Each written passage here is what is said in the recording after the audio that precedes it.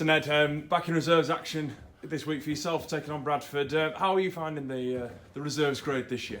Really good. Like, it's just more game time for me to keep learning. Waiting for more game time. It's every 2 weeks, so I need to make the most of it when I'm playing. But playing against other players my age at similar standards just help me learn the game. And obviously you've played plenty of the reserves game this year, but also got that Super League appearance under your belt. Yeah. How have you found sort of how playing as much reserves as you have has sort of helped you make that step up to first team when Rowan asked you?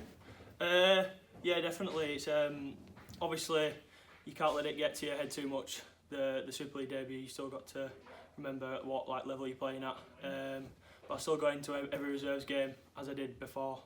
I got the run out for first, but just keep on proving myself in reserves until I'm needed. And a mixture of experience along the sides this year and a mixture of results we've had on the field. What are your sort of assessments of the season so far, looking at obviously the loss to Lee, but then picking up a good win over St Helens the week after, and then coming into this week off the back of another win? Yeah, it's a bit all over the shop, but I think it's dependent on the style of game. Like the Lee one was very stop-start in terms of penalties and the penalty rule. But games that flow a bit more, and obviously games where we have a team that's trained together all week, we normally get the result that we want. So yeah, it's just based on what the game's like in general. I don't think it has much to do with who we play against. I think it's just how the game is played out.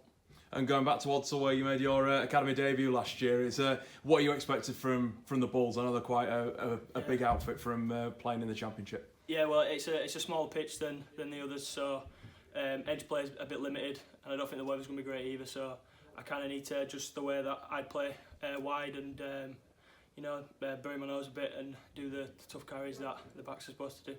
And do you think that sort of the reserves for the younger guys that you're seeing come through, that I know London there were a few guys that played up a year from the 18s. Actually, from a player who's now done that yourself, how do you see that as a good transition through the pathway to then look at potentially a first team appearance for these guys? Is it? Yeah.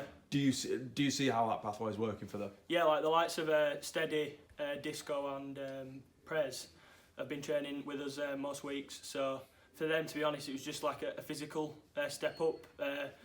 Like in terms of how the game works, they've been training at that standard for quite some time now. So they look pretty comfortable. But all three of them killed it, and I think two of them scored first touch of the ball as well. So pretty good from them. And what's the team really looking forward to doing for the rest of the year in terms of the reserves? Has Tony set out any guidelines of what sort of he's wanting from you guys from sort of the second half of this season?